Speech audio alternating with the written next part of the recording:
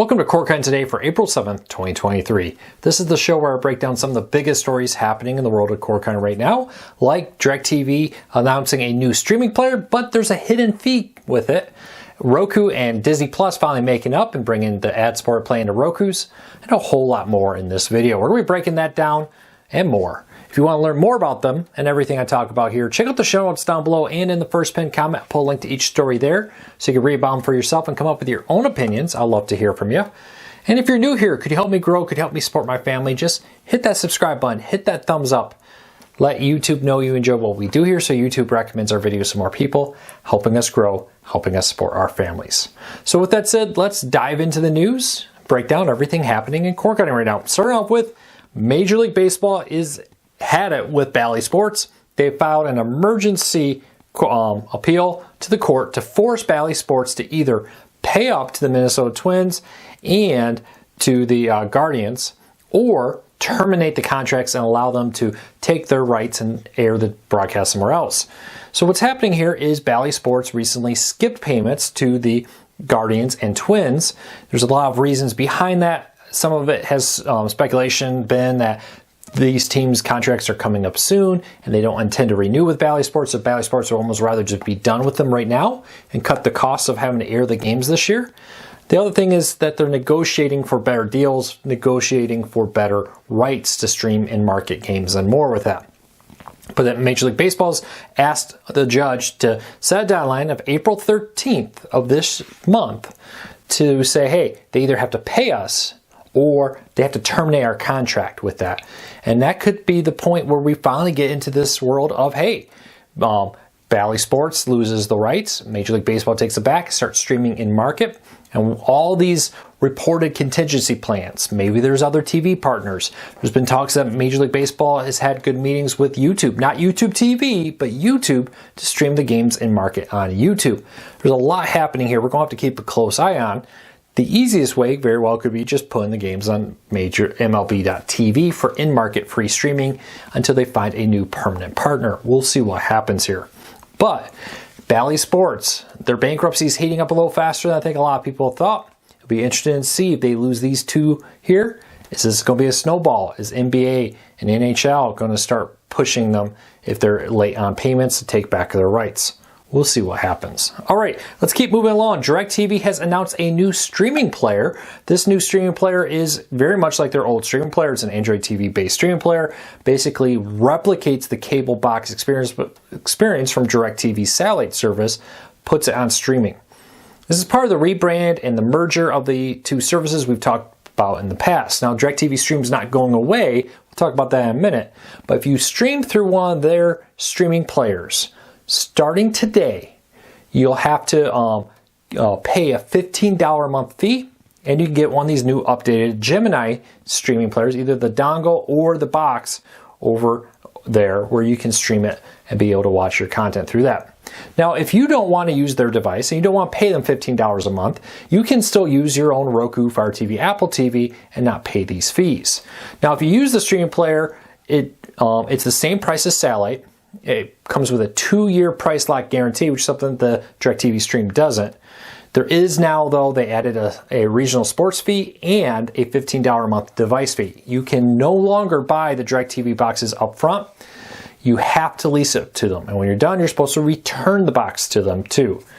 Honestly, I think this is absolutely crazy. There's no reason to do that. It doesn't give you more channels or anything. You're better off getting a Roku, Fire TV, Apple TV, Google TV, etc., streaming DirecTV Stream that way if you really want DirecTV Stream.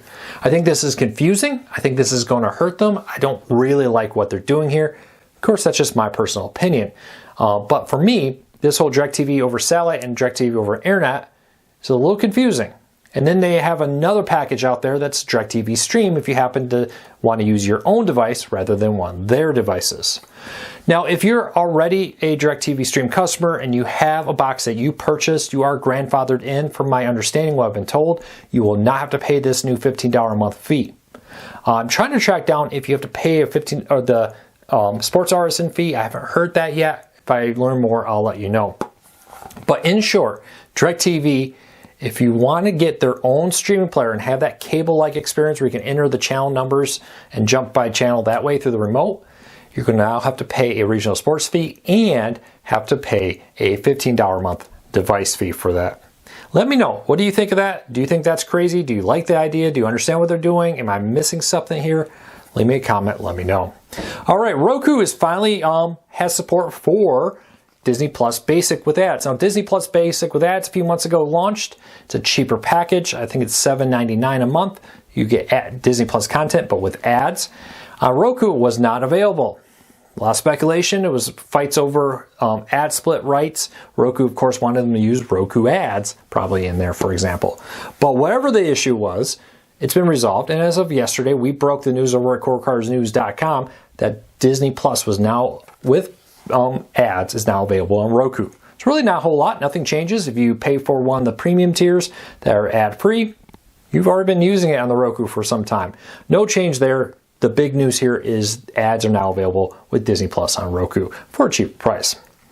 All right, so we did a survey recently, our spring survey, and you told us what you're most subscribed to on-demand services. And may not surprise many people to find out that Amazon is actually the most subscribed service. I think what's happening a lot here is people are getting it for the shipping and everything else, and streaming is a great bonus. But here's the top 5. We have the full top 10 over at Core Cars News. Amazon, Netflix, Paramount Plus, Hulu, and Disney Plus round up the top 5. Now, a little interesting there. Amazon is 70.8% of our readers said they subscribe to that. Disney Plus is 43.5%. Anybody surprised to find Netflix number 2? Probably not, but Paramount Plus at number 3 was 52.3% of subscribers. Really seems like Paramount Plus is doing something right. They're attracting subscribers. They're attracting people who like it. I think Star Trek has a big deal with that, but also the mix of having their locals there, having sports there, and a whole lot others seems to be really helping Paramount Plus. If you want to find the full list of all the channels over, or all the services and how they did in our list of the top 10, check out the show notes down below and in the first pinned comment. All right, if you are in one of the areas that was heavily impacted by the storms recently, I hope you're okay. I hope your family's okay with that too. But Comcast is giving away free internet in these areas. Now, you have to be in a Comcast area, and it has to be an area that was impacted by one of the storms very severely, but they're opening up the Comcast Wi-Fi hotspots to customers and non-customers out there.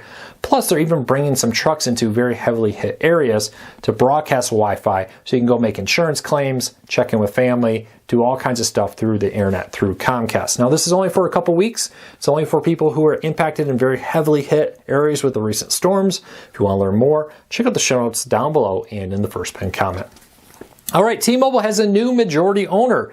Deutsche Telekom, I hope I pronounced that right, from Europe, this week announced that they have now achieved a majority ownership of T-Mobile stocks. They're now a majority owner. When you're a majority owner of the stocks, you can do things like try to dictate who sits on the board and who doesn't, which has a huge future for the company.